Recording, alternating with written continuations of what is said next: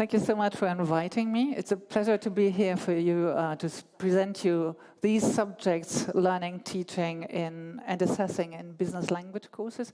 So the idea that I had with you was to have an overview of the key drivers in economy and employment, and to get over this in order to analyze business language courses and then go to the tools that are needed. And maybe I can give you some answers, probably not the one answer I would love to, but I don't have it.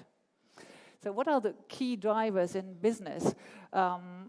Many of my ideas that I will present you have been mentioned before, so I probably will join link in my presentation to the others. So let's start with the key drivers for transformation. Of course, we've got the globalization. This is nothing new. It happened years before, centuries before.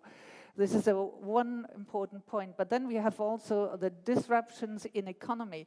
In economy, they're speaking about a VUCA world. VUCA means volatile, uncertain, complex, and ambiguous. So you are living in a world that is not foreseeable. It's very difficult to find decisions, to find solutions for all these disruptions taking place in the world, actually. And we have the third point, which is rapidity. Here you've got a quote saying that before it used a generation to roll out a new technology. Today it takes a few years, and probably with AI, it seems like it takes only minutes to have new ideas, new industries, new things coming up. So this rapidity is an important point in key drivers for transformation. What is needed then? We need awareness of the risks and of the chances, of course, of the opportunities. We need good decision-making based on on the knowledge of all these disruptions. Very difficult, but for any CEO, this is an important point. We need assurance how to treat all these disruptions, and at the end, we probably need new norms, new behaviors, and new competencies. So this is what is needed in the business. Let's come to employment. What is needed here? We have heard it before. We've got this shortage of skilled employees everywhere. And even if the Mexicans come to us, then they miss in Mexico, of course. So there is a lack of skilled employees.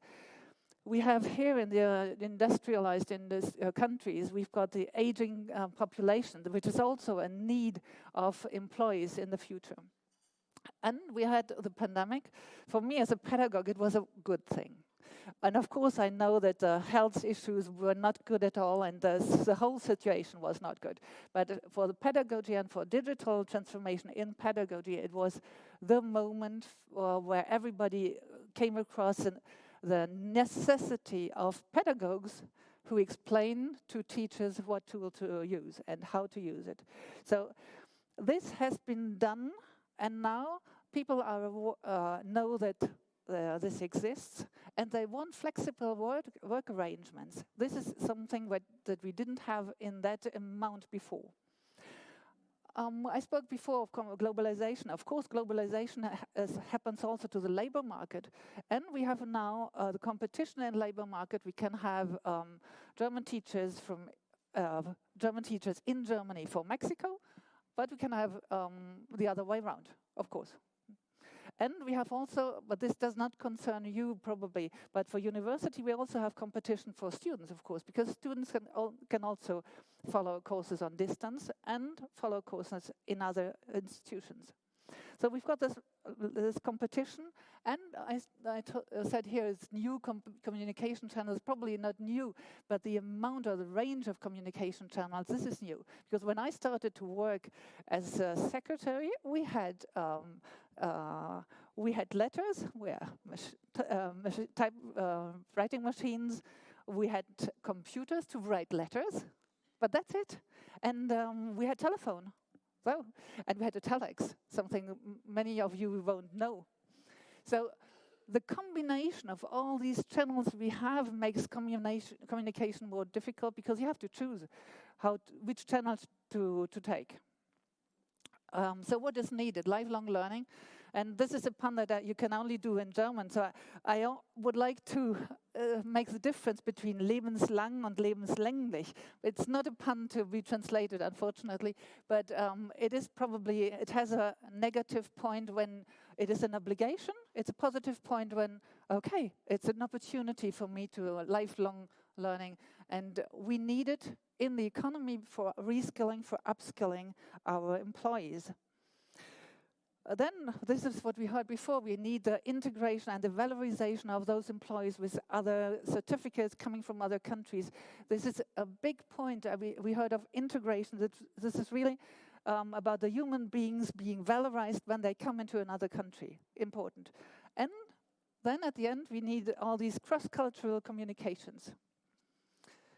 So, as I'm half Swiss, half German, I would like to show you here the results from the WEF, the World Economic Forum in Davos. These are the results from 2023. And you see on the left-hand side the largest growing jobs. And for us, it's a very good news because we've got 3 times education. We've got vocational education teachers. We've got number 7, university and higher education teachers, and we've got, at the end, special education teachers. So teaching is apparently something that is growing. On the other hand side, we have the declining jobs. These jobs can be replaced either by the clients themselves. We've got cashiers and ticket clerks. They can be replaced by robots, and in the future, probably by AI. So all these jobs are diminishing, and on the other hand, we have the growing jobs. So let's come to technology. What are the key drivers here? Of course, we've got data analytics. We've got also learning analytics. So this comes together here. 20 years ago, this was a big job. Today, it is done. So they're able to do data analytics with huge amounts of data.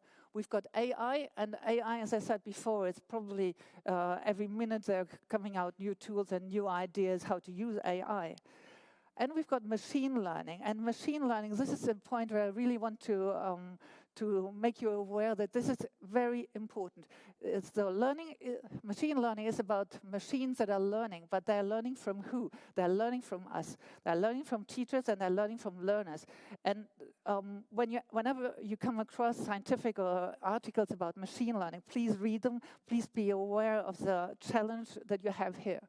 Because machine learning means it goes into a direction of nudging. Nudging can be very positive if you want people to behave in a way that is healthier for them. But you can also popularize things, and it's very, very dangerous. So this is an important point when it comes to technology and the key drivers behind there. And of course, we have got all the rapid evolution of all the tools and all that's going on with technology. What is needed? Some kind of optimism.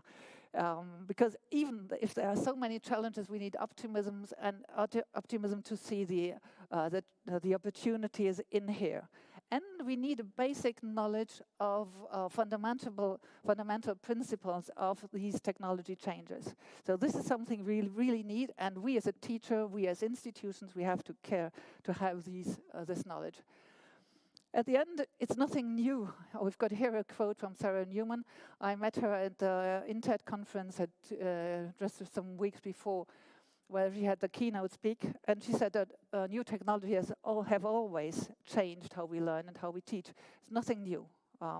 It is something we should be used to, but that we should be able to handle.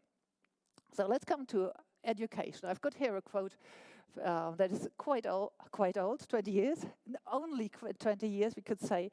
And here he says that education is greatly influenced by 2 major aspects, which is globalization and the increased use of information technology. And when we look at the last sentence, he in 2003 was very optimistic. He said that distance education as a field has grown from simple correspondence education to a highly sophisticated, distributed, interactive learning experience. So hopefully this can be done, we have now with the pandemic, he didn't foresee the pandemic when he was so optimistic here.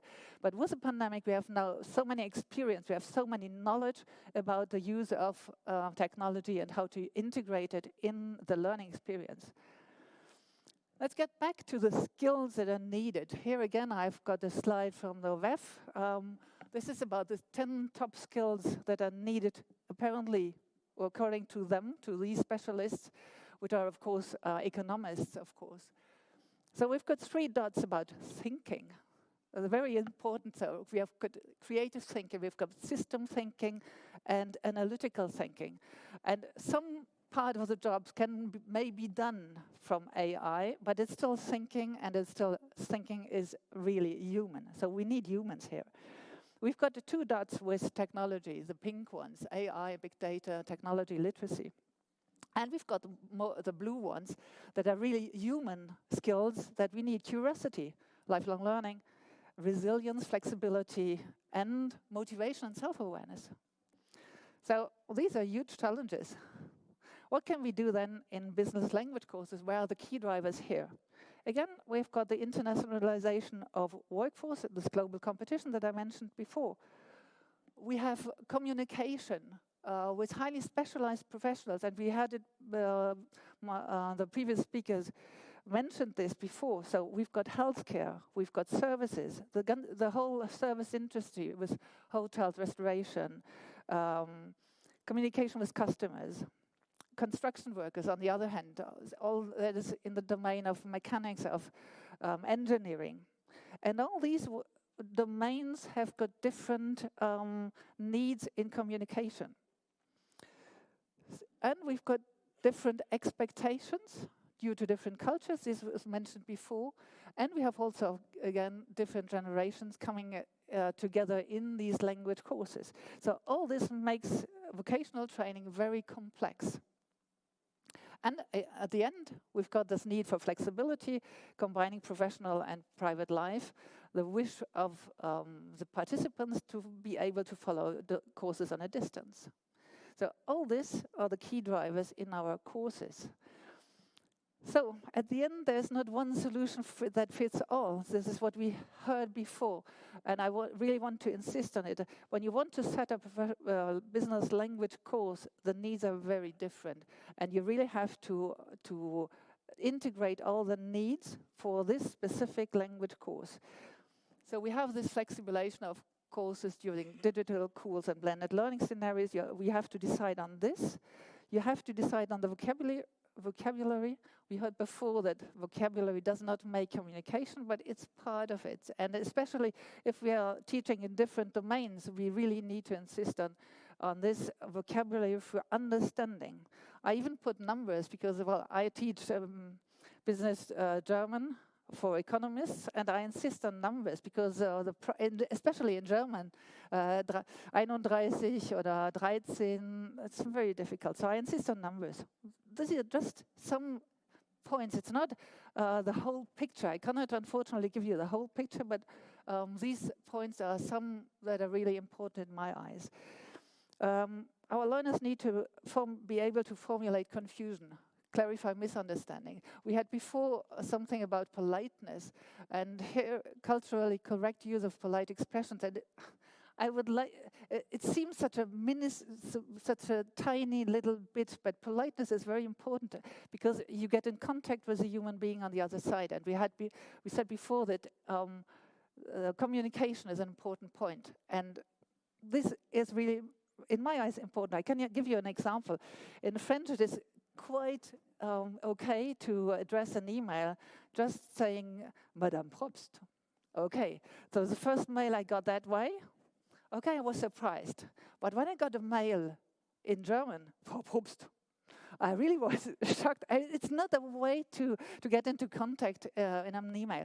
So these politeness formulas, it seems so tiny, but it's an important point because you get into contact with these people.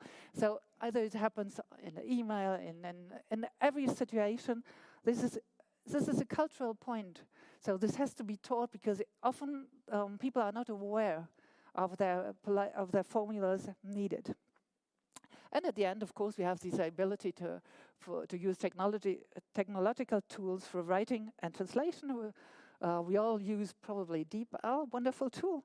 But then we have the ability to control its outcome. This is what we have to take into account too. So learning in business language courses. Of course, in business language courses, we transfer knowledge about language. But of course, underlying, we can convey also information literacy and digital literacy.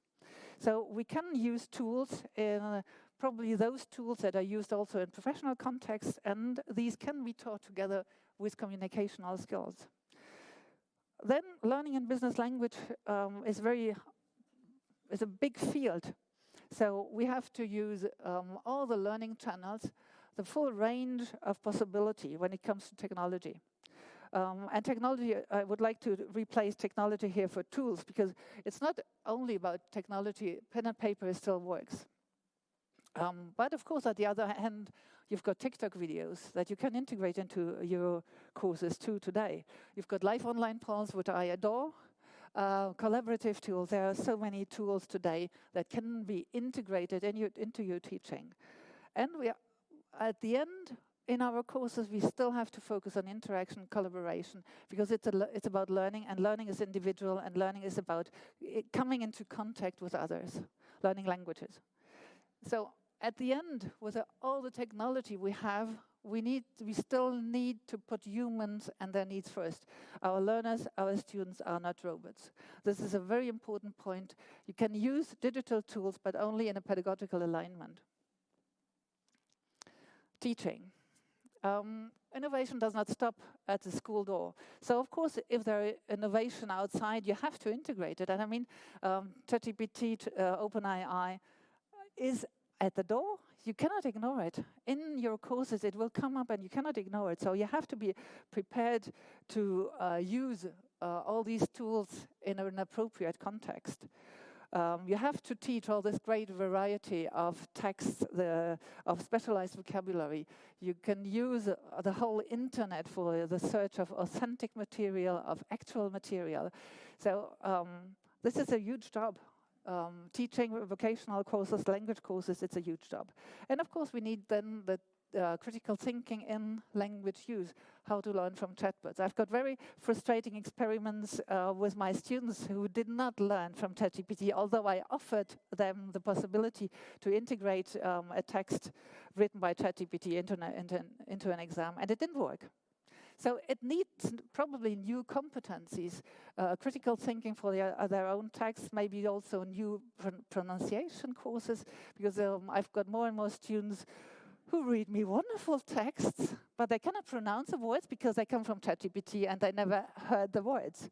So probably we in our courses have to adapt, because ChatGPT and all these challenges we have here will need new skills, probably, and new training aspects, new training methods in our language courses.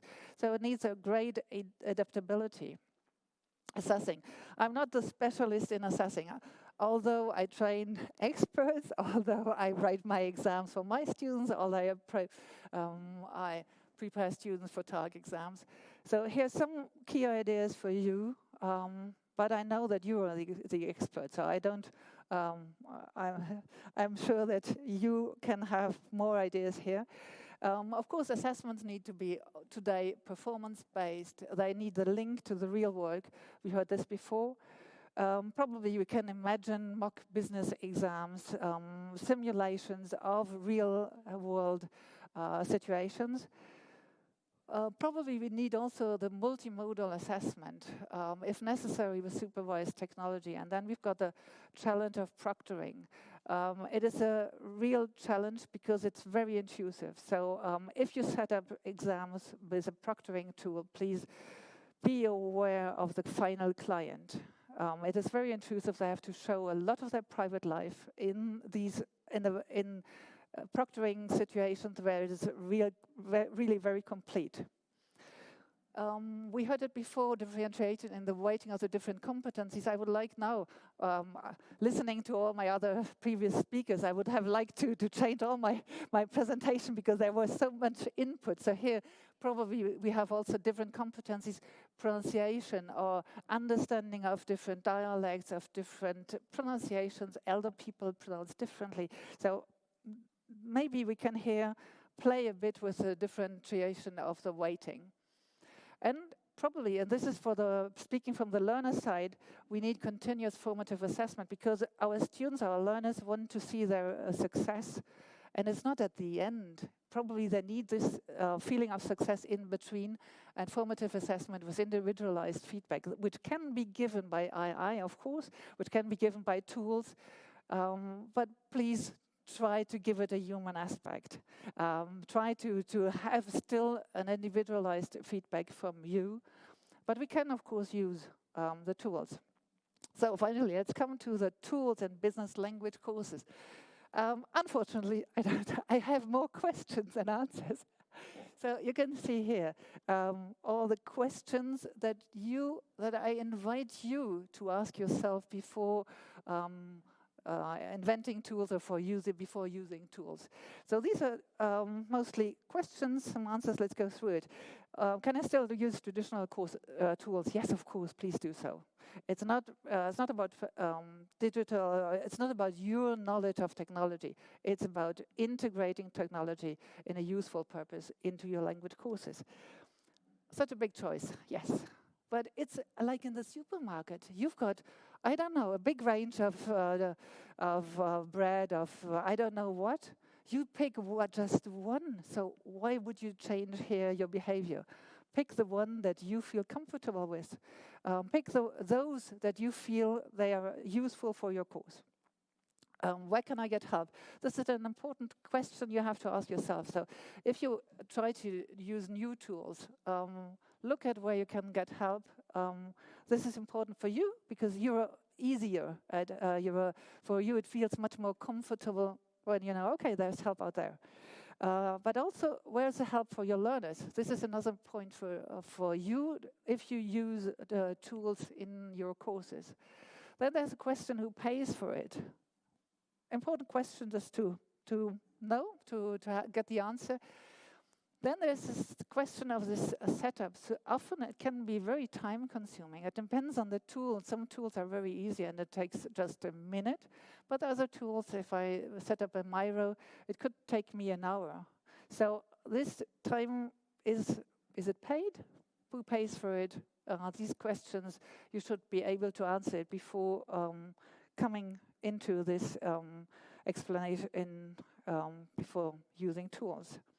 How to reuse material. If the setup is time-consuming, maybe you can reuse your material and then the time gain is somewhere out there. How to prevent cheating. This is the important thing. And then the question in the middle here, what about data protection? This is a very, very important question. I know it's not about teaching language, but whenever you use tools, please look at the data protection that is behind. So all these questions need to be answered by you before or in the choice. I said that I don't have the answers. I categorize some of these tools. So this, I won't click on it, but I could, this mind map you see here is in fact a mind map that is done on the internet, which is accessible by you. And Alter will give you access to my slide, and then you have the clickable link to this slide, to this mind map. So this mind map is what can tools do? They can engage students, they can organize information, they can create knowledge, and they can solve problems. So if you click on the knots when you come to this link, these branches will open up. On the left-hand side, you will have a pedagogical insight. What can the tools do? How can you do it? How can you use it? And on the right-hand side, you will see the names of the tools. This is a personal choice, of course. So I tested all the tools that you can see on this mind map. In the workshop, I showed them. I had more time to do so. So it's a personal choice, but these tools are tested with different publics. I teach students, I teach trainers, so they're tested, they're useful in my eyes. And whenever you come across, I always say the country where the tool is from. This is about data protection. The origin of the tool is important in that question for data protection. So what tools to use? The one that fits. This is banal, I know, it's not funny because it doesn't answer your question. The tool that fits, but how to choose. So it's pedagogy comes first. We heard it before, it's about pedagogical alignment. Pedagogy comes first. And then probably it is the ease of use, the intuitive use for you as the teacher and for the learners. Please, whenever I do teacher trainings, I put the teachers in the situation of the learners so that they see, okay, it is easy to click here and to write here. And please test it. Test your tools. If you want to use new tools, please test them and be aware if it is easy to use from a learner side. There are many tools out there. Those who are free of charge often use basic scripts. This is important to know for you because, of course, it's about the data collection. Data collection is a very expensive thing for the companies that are behind it. So tools free of charge often, therefore, are visually less attractive. My students love everything that is funny, where they need pictures. So these tools often are not that attractive, but they are useful. And for you, when they are less sophisticated, often the familiar formatting that you know from Microsoft probably won't work. If you want to use complex tools such as Miro, Concept Board, all these ones, please do it only for complex tasks that contribute to your language course or to your course, the course given, and use them only for tech-savvy participants. You don't want to lose 30 minutes to explain the tool. It's not about this. It's not about technology. It's about the learning outcome that is at the end of it. Okay, thank you. So, remember, you're allowed to admit that you use a tool for the first time. Errors are allowed. We, as a teacher, we always have a plan A and a plan B and a plan C, and there's a whole alphabet, but probably we will stop at plan D. So you're allowed. The people are very nice to you. Normally, they're very kind, and if it doesn't work, well, try it another time, try it another way. There are always many ways to come at the end. Not to forget, please don't forget who owns the tools. Again, this is Sarah Newman from the INTED conference. She said, companies have other objectives than educational institutions. Please look at who is behind. Very important. Be careful what tools to use and how they share data. I repeated it now for the fourth time, I know, but it's really important. And if tools are free of charge, then of course you pay with your data. And it's not about your data, but it's also about the data of your learner. Another sentence of Sarah Newman, I really loved her during her keynote.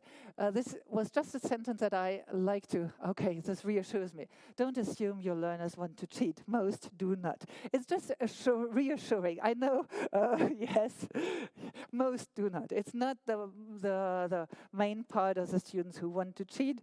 I will leave this just that way. At the end, probably you have to recreate, to revisit your pedagogical assumptions, as we have now all these new tools, and maybe have a look at how you can change your policy. So, closing the gap here, we all have to learn the right thing, but we don't know what it is, the right thing. So, don't put your head in the sand. We all involved in this complex VUCA world. Let's experiment with all these new resources and let's be aware of all the challenges. There's not one solution for all, but I'm very optimistic that everybody of you is able to reach out for his own answers. And that's it.